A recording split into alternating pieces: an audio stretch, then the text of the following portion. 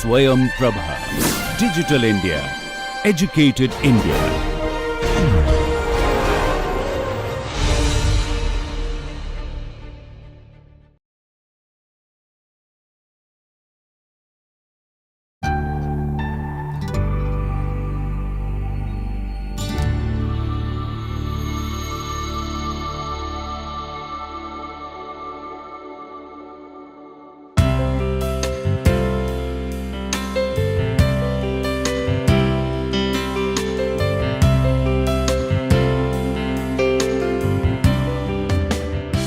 Welcome dear participants.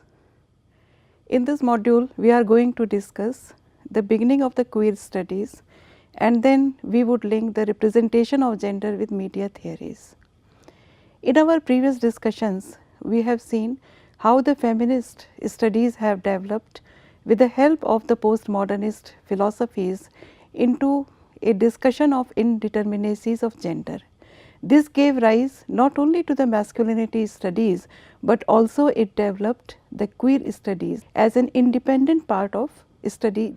The term queer or queer studies or queer theory was first used by Teresa Lauretis in her article entitled Queer Theory, Lesbian and Gay Sexualities, which was published in 1991. She has used the term queer to suggest the possibilities of at least three interconnected elements which can coexist and overlap under this discussion. The first, as we can rightfully understand, is a dismissal and rejection of heterosexuality as a normative definition of sexuality and desire. Secondly, we see that she questioned and challenged the assumption that lesbian studies and gay studies can constitute a single unified entity, so that they have to be studied differently. She also suggested that there are diverse ways in which race shapes our sexual biases. So, Teresa de Lauretis used the term queer studies for the first time to understand the alternate aspects of sexual desires. De Lauretis suggested that queer theory should encompass all of these critiques, and she also made it possible to rethink and refigure the way in which we understand gender and sexuality. Queer theory emerged in the 1990s to make sense of what was already deeply entrenched way of questioning the aberrations of what was earlier understood as normality. Queer is also a part of an ongoing process of self-constitution and self-transformation, an attempt to understand the sexual desire in every individual.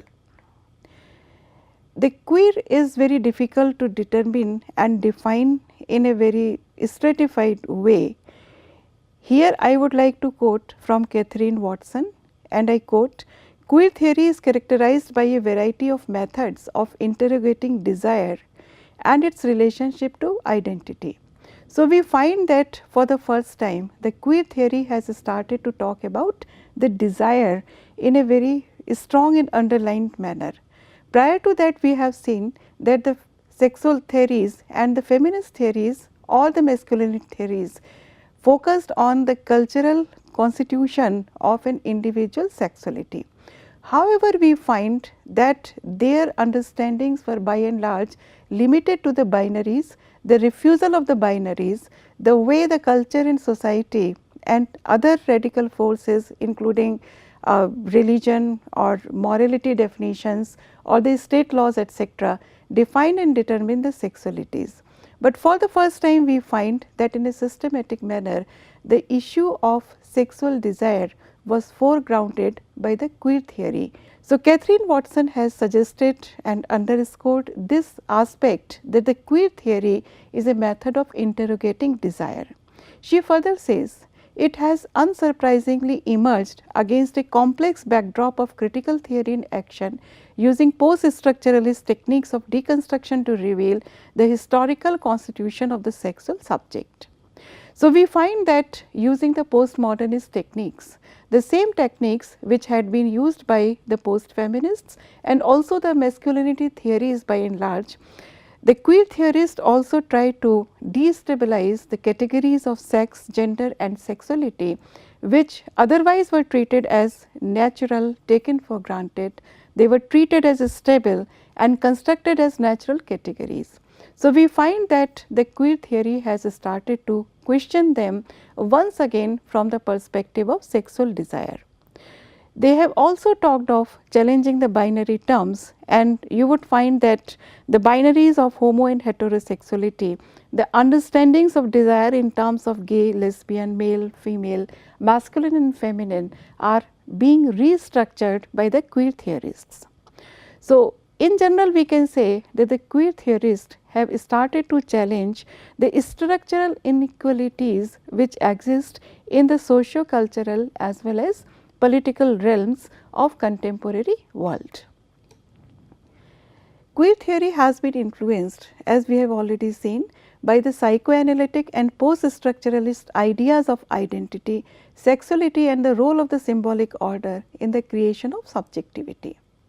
And you can as well imagine the list of post-structuralist thinkers Lacan, Derrida and Foucault, whom we have discussed earlier also.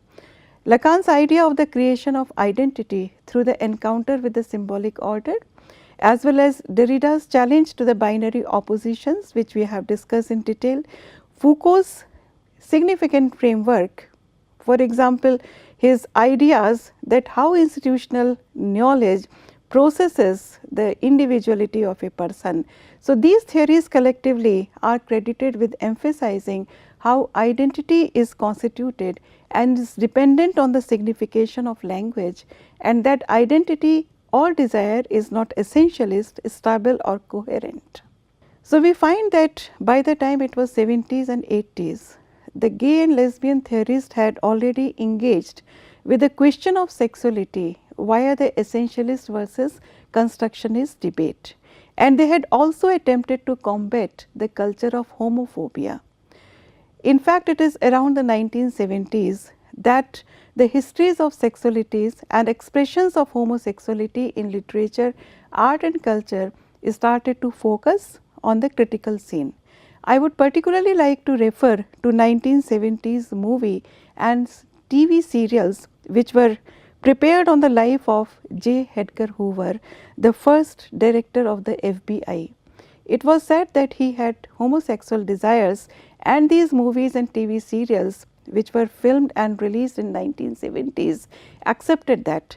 It was a major change because in earlier media it was perhaps not possible for the art directors to talk about homosexual desires so openly. Neither the directors nor the consumers market would have been available or welcoming to it. So, we find that by 70s and early 80s it was already a talk that homosexuality as a desire or as an alternate desire may exist. But then it was further talked about in critical terms by critics like Judith Butler, Eve Sedgwick and Lauretis, who pioneered the growth and development of queer studies as an academic discipline in the 1990s. So, we find that the stage had already been set by the thinkings in the art movements of the 70s and 80s, and by the time it was 90s, we find that the queer studies have taken a particular shape. Judith Butler, whom we have discussed in detail in the previous module also, has been a very important figure in the development of the queer theories. She has dismissed the notion of pre-cultural body by saying that the body assumes identity through words and language, and that identity itself therefore is constituted in language, and individuals are always already gendered. So, we would find that Butler had foregrounded the idea that through the repeated performances we gradually arrive a self definition of identity. The repetition of performances in terms of body gestures, the clothings, the attributes, the behavioral traits etc. Identity is tenuously constituted over time and instituted through a stylized repetition of acts. Subversive use of outlawed performances, for example, the drag, female masculinity, male femininity etc., have the potential to reveal the categories of sex, gender and sexuality as unstable and precarious that seek to marginalize alternative and non-normative forms of desires, sexualities and forms of gender expression. Another significant critic is Eve Sedgwick, whom we have also referred to in the previous discussion on masculinity studies. Sedgwick's works, published in 1985 and in 1990, problematize the constructionist versus essentialist debate once again, and she has criticized the essentialist binary as being too engrossed with the question of identity. She has suggested that during the 19th century, the culture of the individual somehow created a version of knowledge, also created a version of sexuality on the basis of a cognitive and deliberate refusal of sexuality between women and between men. And therefore, we find that it was around the 19th century, according to Eve Sedgwick, the refusal of the homosexual desire was confirmed and it was constituted as being a clandestine one. She further says that the word queer represents an open mesh of possibilities. She recognizes that people's experiences are not monolithic and they cannot be uniform, and therefore our experiences of gender, sex, desire and sexuality are diverse and unique, and therefore she has reconfigured the map of sexual and gendered identification. In her works, we find that the word queer emerges as a floating signifier that attaches itself to non-normative and marginal forms of identities and desire. The word queer is also preferred over categories like gay, lesbian, bisexual, gender non-conforming, transgender, intersex, etc., as this word has the capability to capture the fragility and inherent precariousness of identity markers. And therefore, we find that the word queer, particularly in academic, literary, creative field, has substituted these individual labels to a great extent. The term queer is also used therefore as a substitute for the larger LGBTIQ community, as it is considered to be more inclusive.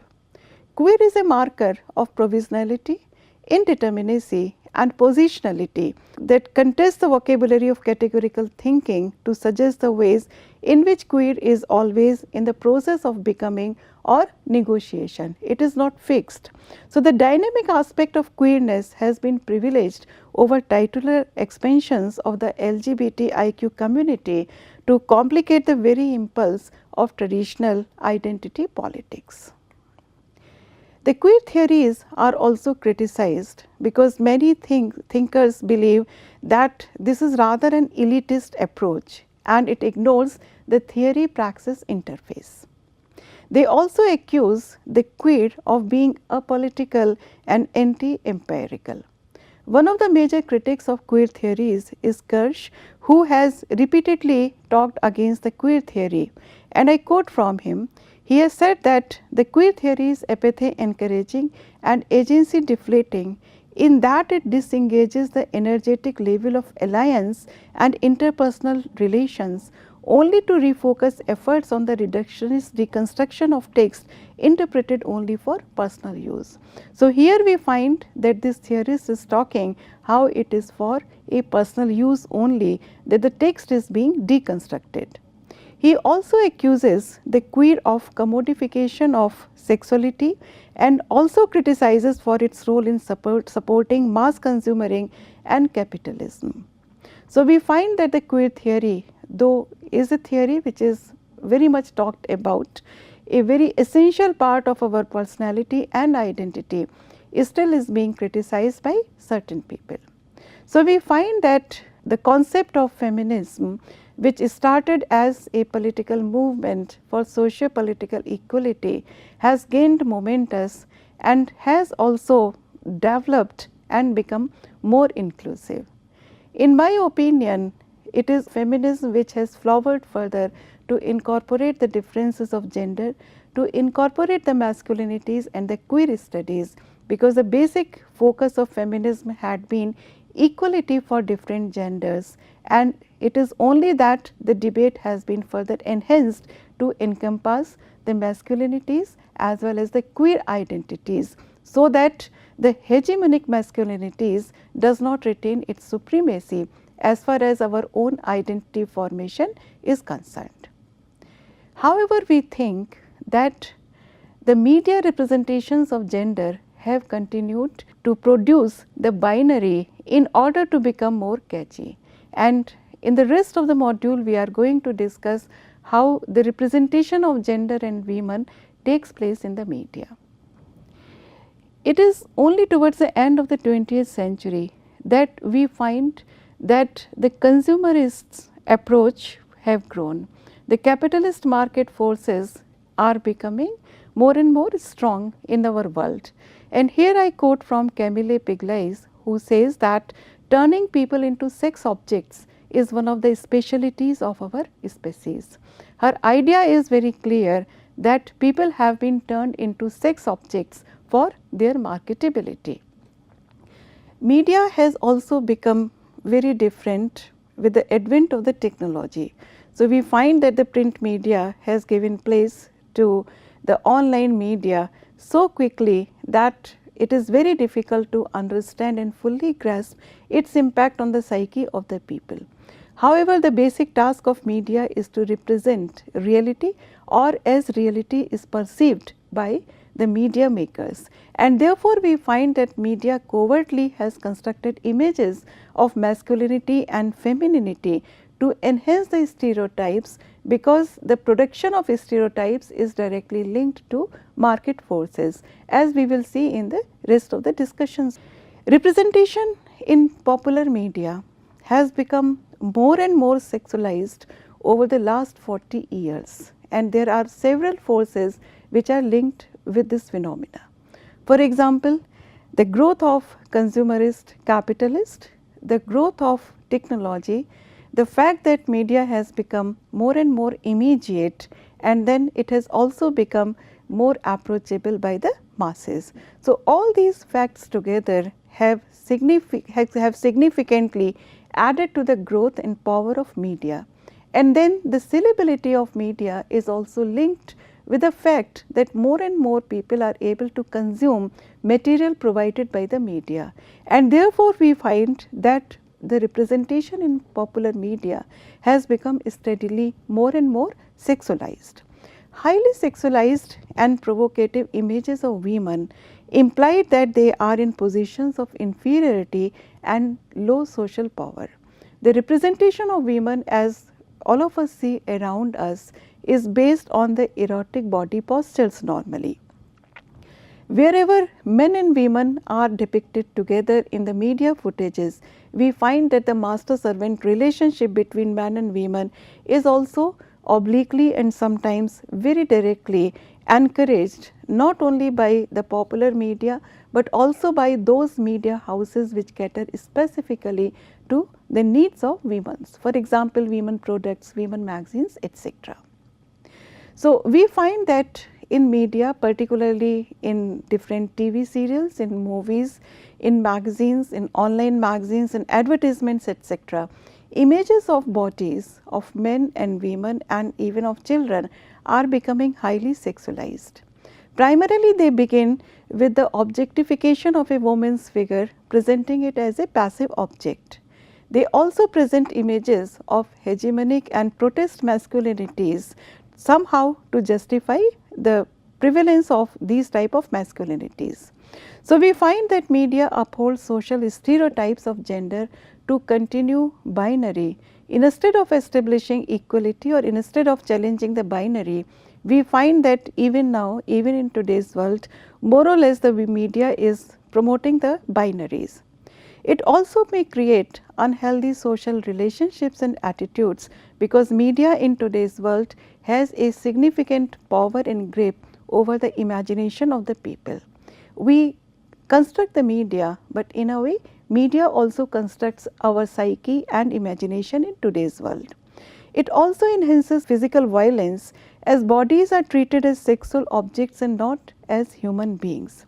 And therefore, there is an increase in the likelihood and acceptance of sexual violence, as such images become a part of the daily discourse. When we see these images and media portrayals around us, when we look at images of violent behavior, and when we look at the portrayal of a body merely as a sexual object, then in our mind the acceptability of such images also grows, and therefore we find that such media images ultimately indirectly promote the acceptance of sexual violence in the society. Most of the media, films, TV serials, social sites particularly promote a particular image of women, and that is the to be looked at-ness of women, if we can phrase it like this. So, in films and serials we find that the portrayal of women's character is also very traditional and conventional in such a way that they are often portrayed as provoking love or hate or anger, and male protagonists often respond to these images, and they also choose to take care actively of women. So, the subservient role of women is indirectly projected by most of the TV serials. Women in themselves are often portrayed as passive or in conventional caring role, as if she herself does not have much agency. Women are portrayed most of the time in domestic or decorative roles, and purpose is often to seek male attention. So, we find that gendered images are often used to increase the appeal of media or a product to the detriment of or without regard to the interest of the women portrayed or women in general. So, we find that it is the sexuality of women which is projected through the media at the detriment of other characteristics or agency of women.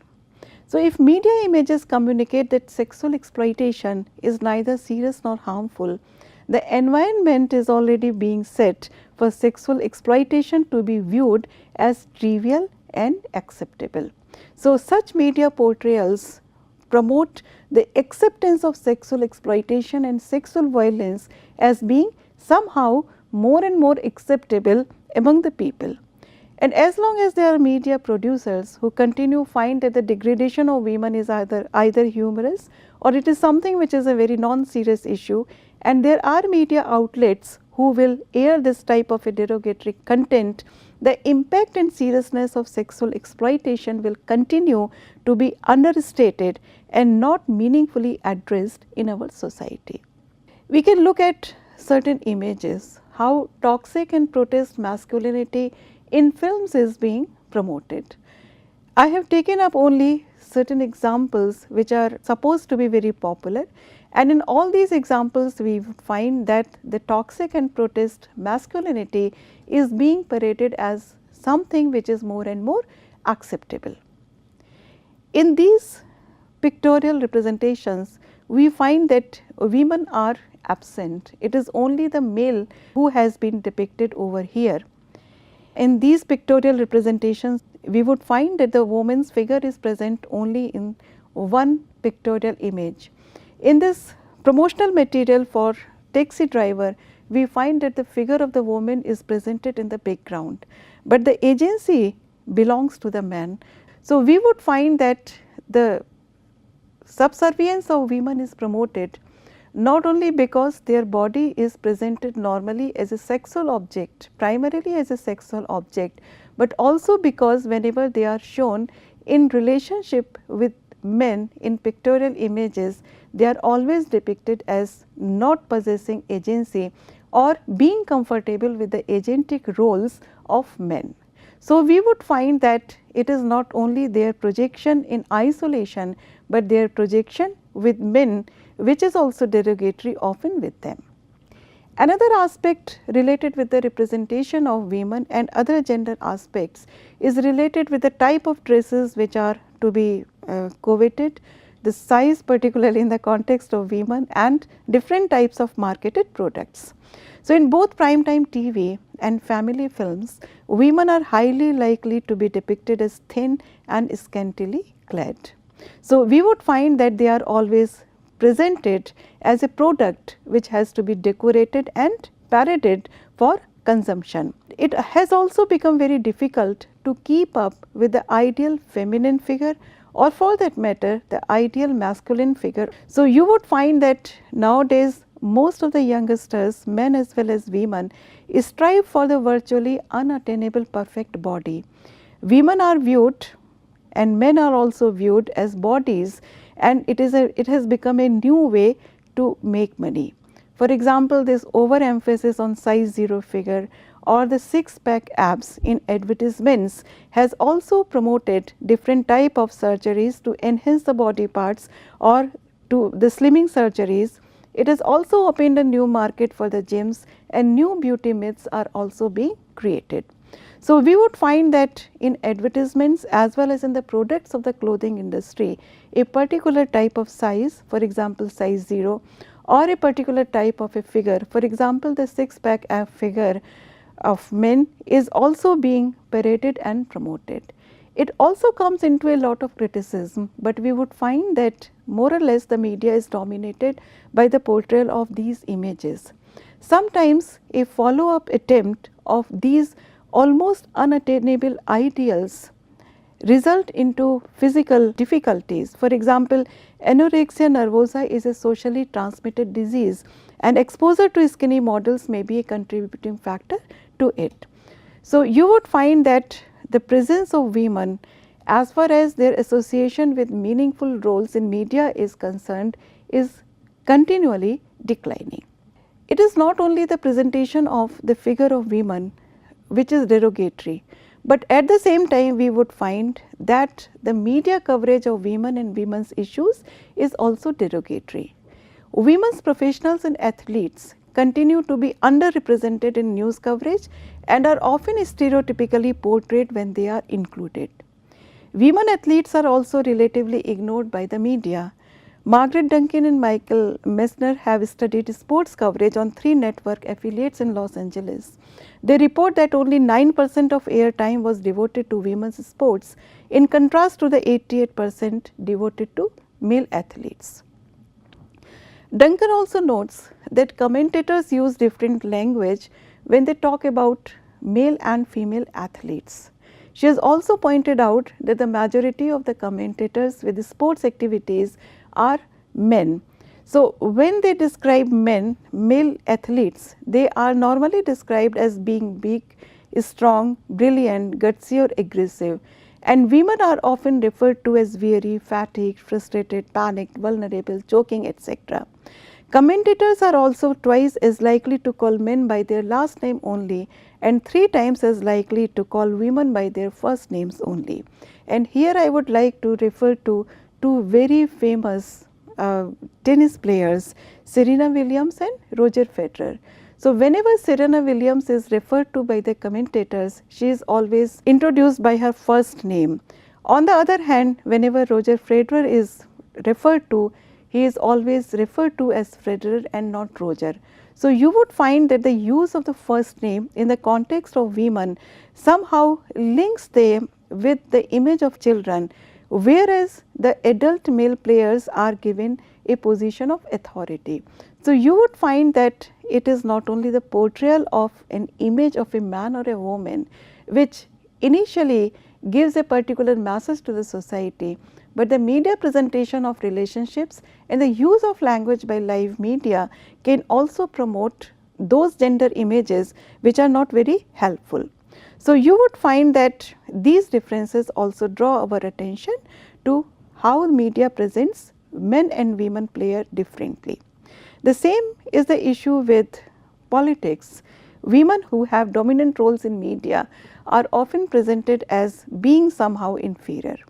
So, we would find that women who are politically active, like women athletes, are often disparaged and stereotyped by the media. When Hillary Clinton was still first lady, she was referred to as a witch or witch-like at least 50 times over the years by the press. And Rivers writes, male political figures may be called mean and nasty names, but those words do not usually reflect superstition and dread.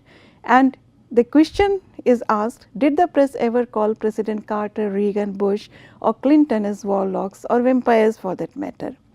In the US president election, the Hillary versus Trump election, we would find that the questions were often asked based on the gender. In fact, the questioning most of the time centered on the debate on this question whether US is ready for a woman president or not, instead of looking at the personality traits. So, we can say that gender stereotypes is stronger than the racial one. This representation is also seen in the way that transgender and non-binary characters are presented. As this slide shows, we find that the commonest profession which is given to transgender characters is that of sex workers. And at the same time, you would find that anti-transgender slurs in language and dialogue is also very much present and illustrated very openly. The queer representation in Indian films is also an indication of it, whereas in most of these movies we would find that either people are very hesitant in accepting their desire openly, or this desire comes into a lot of social criticism. The economics of gender stereotyping, however, cannot be negated. So, mass media is a big business and we have to accept it. And according to the American Motion Picture Association, Hollywood films alone pulled in $10 billion in 2011, and that does not include the renting and selling of DVDs. So, it is a very big business in any country. So, media executives argue that economics of the industry make it impossible to avoid stereotypes of women. Many commentators also argue that media content is driven by advertising, in particularly the desire to reach that part of the audience which is the most desirable one, and that is males aged between 18 to 34. So, you would find that this is the target group for the media, because their eyes are on profit and business, and therefore they try to project those gender stereotypes which have a particular appeal to this section of the audience, the working, economically independent and sexually active males between 18 to 34 years of age. At the same time, we can say that there is some change as far as the projection of women and transgender is concerned, and also we would find that there is a positive change in the way male figures are also being presented here. We find that certain trends have also already started in the media, whereas men are presented as possessing nurturing roles also. Women are also presented as being independent agentic people, and the transgenders are also being presented as individuals.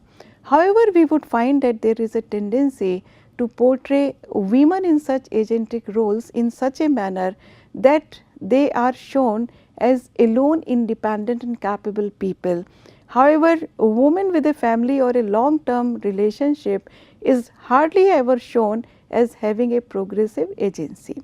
So, you would find that there are subtle implications that there is a sort of mutual exclusivity between independence and empowerment and family life. So, the media emphasis still is that it is always a question of either or as far as women representation is concerned, whereas it is not the case when it comes to the representation of a male figure in the media. To sum up, we can say that we are familiar with the way stereotypes are being presented by different media in terms of women figures, the sexuality of women, in terms of the hegemony of men, and in terms of the alternate sexualities and homosexual desires. We also have to admit that media has started to change, even though this change is very slow. But at the same time, we should not underestimate the significance of media, because media can spread points of view in a convincing manner. In the later modules, when we would be discussing media, this issue would be taken up again in somewhat more detail. To sum up, I would only say that the current media the world over is not acting as a vehicle of change. It is still regressive, and it must change if the feminist desire or the desire of the gender critics to attain equality in our society is to be realized. Thank you.